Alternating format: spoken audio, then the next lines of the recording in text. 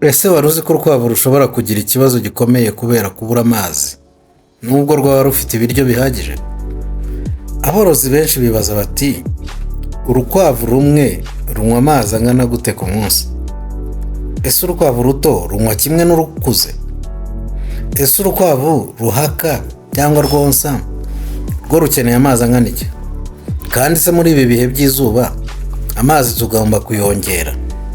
Uyu munsi ndakubwira akamaro k'amazi ku nkwavu, ingano y'amazi zishobora kunywa, n'ibyo umworozi agomba gukora muri ibi bihe by'ubushyuhe bwinshi. Reka tubirebere hamwe muri iyi video. Ndagusaba gukurikira video kugera irangiye, hanyuma nuyikunda ukande like na sharing igere no ku bandi. Niba utarakora subscribe uyikore, hanyuma dukomeze tworore kinyamwuga kandi twungurana inama ku bworozi bw'inkwavu. Reka dutangire. Wakwibaza uti kuki amazi ari ngombwa ku rukwavu? Aha tugiye kuvuga ibintu bigera muri 6 by'ingenzi bijyanye n'amazi ku rukwavu, akamaro kayo. Ubikurikire kugira ngo utaza kugira na kimwe uciko. Amazi ni kimwe mu bintu by'ingenzi cyane mu buzima bw'urukwavu, kimwe n'izindi nyamaswa cyangwa se n'abantu. Kubera ko amazi afasha urukwavu gusya neza ibyo rwariye, cyane cyane nk'iyo warugaburiye ibyumye hey, cyangwa se warugaburiye ibyo mu ruganda peleti, cyangwa se na bya bindi naberetse ushobora kwivangira. Icya kabiri, amazi afasha urukwavu kugira ngo umubiri ubashe gukoresha intungamubiri zo mu biryo neza. Icya gatatu, amazi afasha urukwavu mu kugenzura ubushyuhe bw'umubiri. Nimba ubushyuhe bwabaye bwinshi rukabona amazi, icyo gihe birufasha kugenzura ubushyuhe, body temperature. Icya kane, amazi afasha urukwavu gukomeza imikorere isanzwe y'umubiri. Murabizi iyo umuntu cyangwa se n'indi nyamaswa cyangwa n'ikindi kinyabuzima iyo cyabuze amazi muri cyo kigira ibibazo, ugasanga nimba ari ku gihingwa kirumye, ugasanga niba ari ku muntu nawe agize inyota, cyangwa se nyine wiyumvisemo ko hari ikintu kiri kubura kijyanye n'amazi mu mubiri, ukaba wanywa amazi, cyangwa se hari n'ababyita icyaka. Hanyuma rero icya gatanu, amazi afasha urukwavu gutanga amakwavu ku nkwavu zonsa, zigira amakwavu ahagije. So ni ukuvuga ko rero ushobora kugira ibiryo byiza cyane ariko amazi adahagije akagira ingaruka ku musaruro w'urukwavu cyangwa se kuri ya mibereho myiza y'urukwavu. Iyo urukwavu rutabona amazi ahagije rero rushobora kugabanya ibyo kurya, ugasanga ntabwo ruryana peti, ugasanga ntabwo ruri kurya neza, rukagira intege nkeya, rugakura nabi, cyangwa se ugasanga ntabwo ruri konsa neza kubera ko nta makwavu rufite. Aha niho uzasanga n'utwana dupfa tukicwa n'inzara. Ubufete muri make urebye ni uko ibiryo biha urukwavu intungamubiri, ariko amazi afasha umubiri wose gukora neza. Ako kantu mukazirikane, mukibuke. Ibiryo biha urukwavu intungamubiri, ariko amazi afasha umubiri wose gukora neza, kubera ko aba ari gusirikira mu mubiri wose.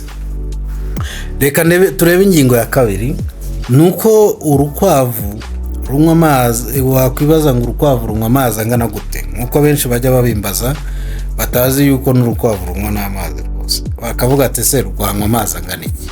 Iki rero ni ikibazo abantu benshi bakunda kubaza. So icyo rero nabasubiza nkuko n'ubundi njya mbibabwira, nta mubare umwe wavugwaho ngo buri rukwavu rugomba kunywa amazi angana gutya ku munsi, cyangwa se ingano yaya.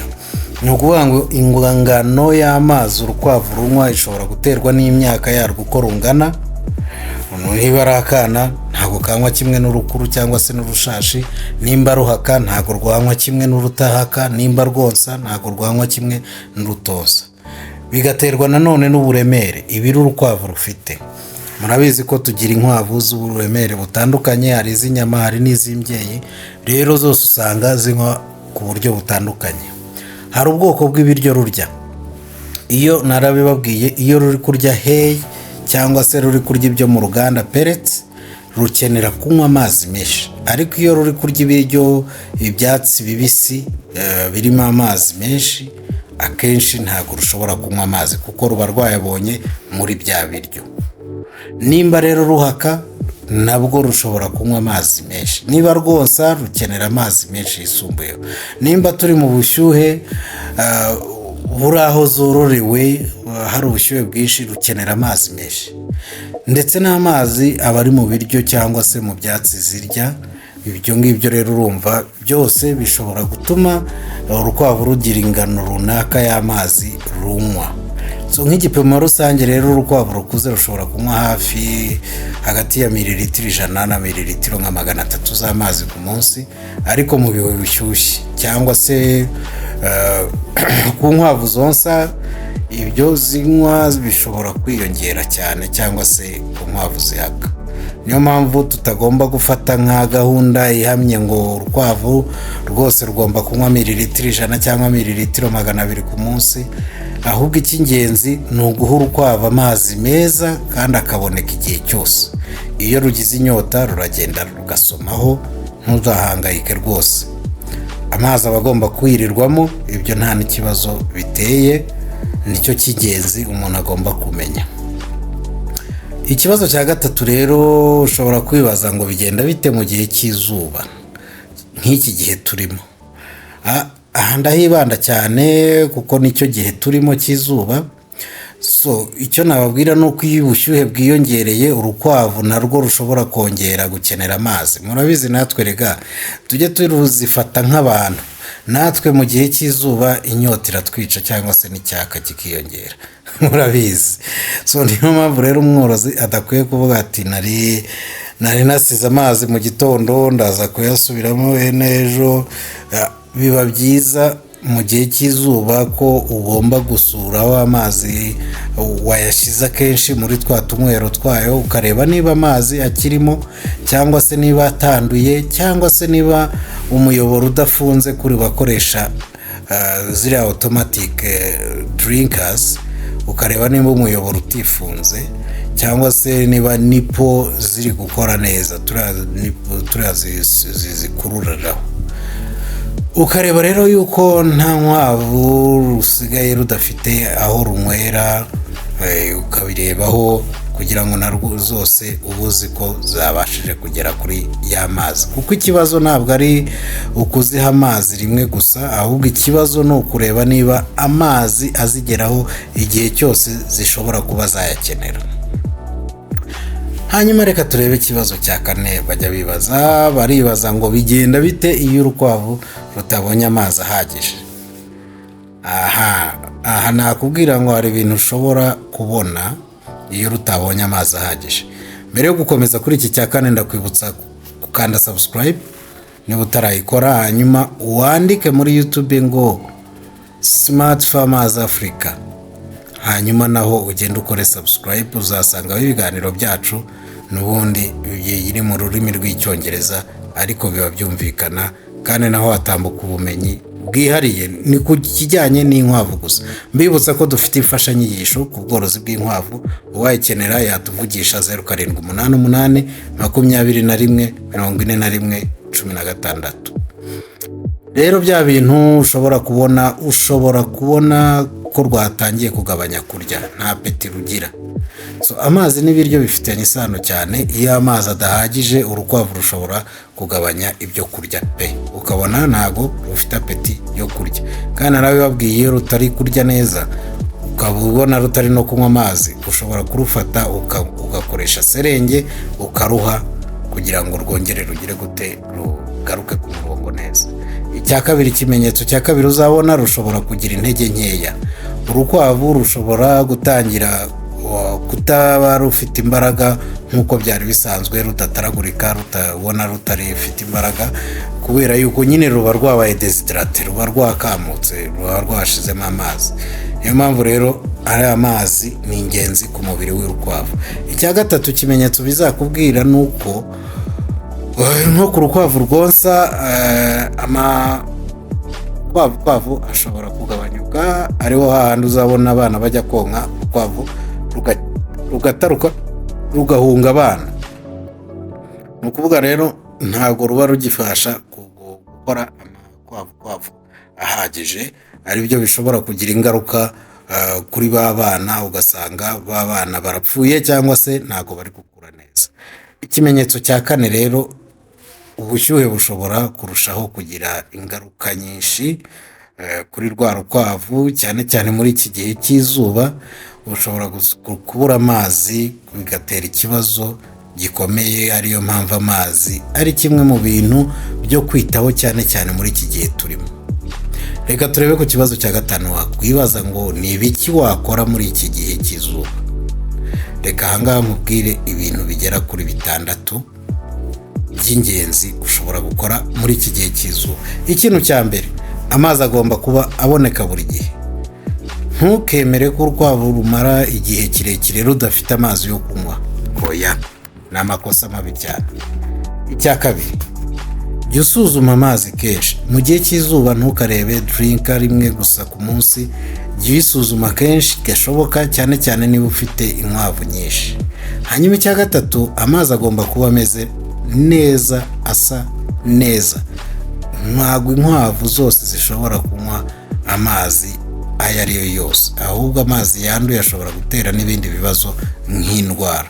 Uba ugomba gusukura aho zinywera buri gihe, ukanareba niba amazi zitayahurunguyemo cyangwa se atandujwe n'ibiryo zikunda kurya. Hanyuma icya kane, twihuse, ugomba kwirinda amazi ahora ku zuba. Nimba ibiraro bishobora kuba bikubitwa n'izuba cyane, bishobora gushyira ibikoresho by'amazi ahantu hatagera izuba ryinshi, rukayanywa ahoze atari y'amazi ashyushye kubera yashyuhijwe n'izuba. Icya gatanu, reba n'uburyo inzu y'inkwavu ihumeka. Narabibabwiye, imyubakire ni kimwe mu by'ingenzi byagufasha kugera ku ntego yawe nziza. Nubwo amazi rero ari ingenzi, ntabwo ari yo yonyine, kuko inzu y'inkwavu igomba kugira umwuka uhagije. Mbibabwiye kenshi rwose, inzu ni ikintu cy'ingenzi. Icya gatandatu, itondere cyane inkwavu zonsa, uziteho by'umwihariko, kuko ruba rukeneye kwitabwaho cyane, haba ari ku mirire, haba ari no kubona amazi ahagije kugira ngo rubone uko rukora amakwavu.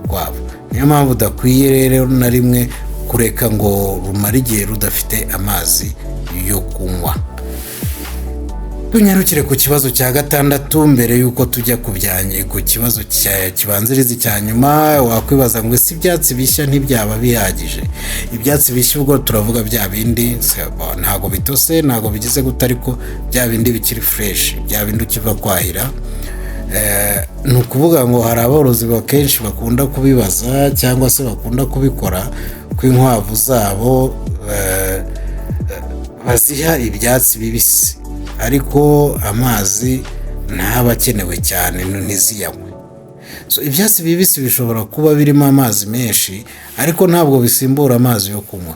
Urukwavu rero rugomba guhabwa amazi meza yo kunywa igihe cyose, ariko amazi ari mu byatsi ni igice cy'amazi rushobora kubona, ariko ntukureho y'amazi yandi asanzwe yo kunywa. Gusa ikigero cy'amazi rukenera kiragabanuka kuko kiba cyayabonye muri bya byatsi ruhaye. Icya karindwi cyo twakwibaza ni ku twana tw'inkwavu, niba dukenera amazi natwo.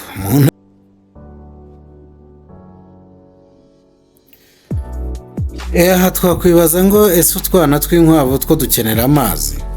Aha icyo nakubwira ni uko mu ntangiriro z'ubuzima nyine utwana tw'inkwavu twishingikiriza cyane ku makwavu ya nyina, kuko tuba twose twahaze, ariko uko dutangira kurya ibiryo bikomeye no kuva mu cyari tuvuye kuri nyina, dutangira no kunywa n'amazi.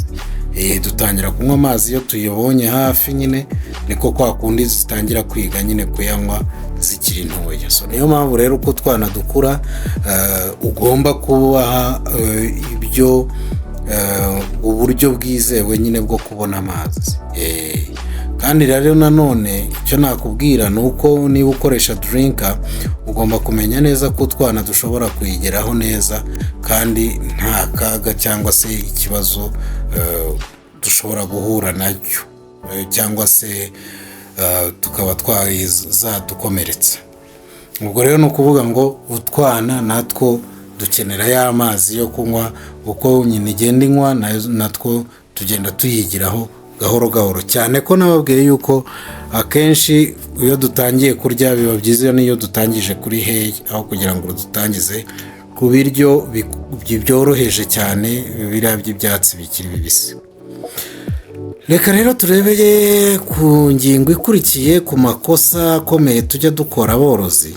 Ntabwo iki ngiki ntabwo nagenda nakivuzeho kuko nyine twese nyine hari amakosa amwe n'amwe tugenda dukora.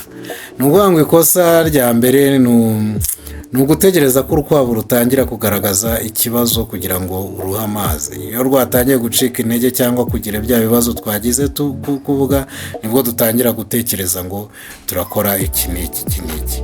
Ariko nyine nibyo tujya tuvuga ngo kwirinda biruta kwivuza, cyangwa se kurwaza biruta kurinda biruta kuba warwaza ukavuza. So rero umworozi mwiza ntategereza yuko urukwavu rugira inyota cyangwa se ruba desiderate ngo rugira umwuma, ahubwo amazi agomba kuba mu micungire isanzwe y'ubworozi bwawe.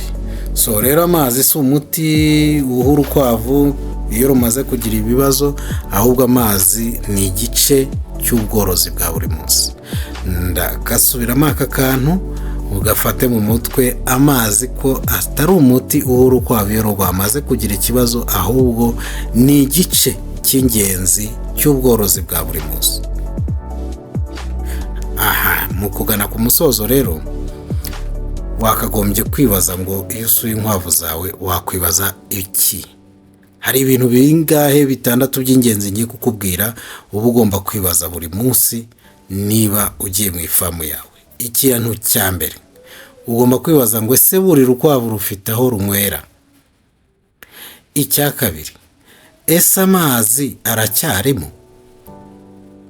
Icya gatatu, ese amazi aracyari meza, aracyasa neza?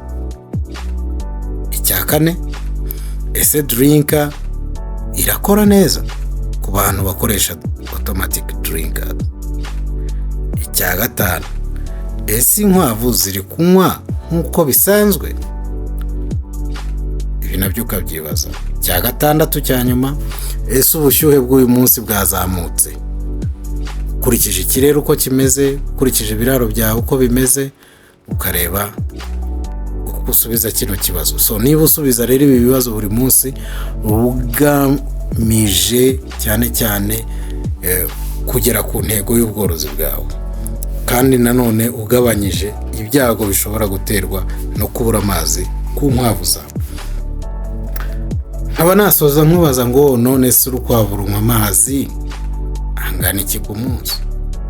Igisubizo ni uko bitandukanye bitewe n'urukwavu, ibiro, ibyo kurya, niba ruhaka cyangwa se rwonsa, cyangwa se n'ubushyuhe bwaho ruri bitewe n'ibiraro byawe uko byubatse. Ariko hari ikintu kimwe kidahinduka nagira ngo utahane uyu munsi: urukwavu rugomba guhabwa amazi meza kandi ahagije igihe cyose.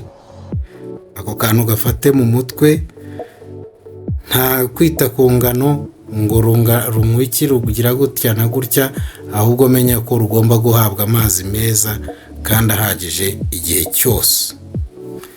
Cyane cyane muri ibi bihe by'izuba ugomba kurushaho kubyitaho. Ugenzura amazi kenshi, uyagire meza, wirinde ko Drinker ihora ku zuba, kandi wite cyane ku nkwavu zonsa n'izindi ziri mu bihe bikenera amazi menshi. Umworozi mwiza ntiyibuka amazi y'urukwavu rwamaze kugira ikibazo, ahubwo ayateganya mbere y'uko rugira ikibazo. None se wowe worora inkwavu? Urukwavu rwawe rumwe runywa amazi angana iki ku munsi? Cyangwa se muri ibi bihe by'izuba wabonye ko inkwavu zawe zanywaho amazi kenshi kurusha mbere?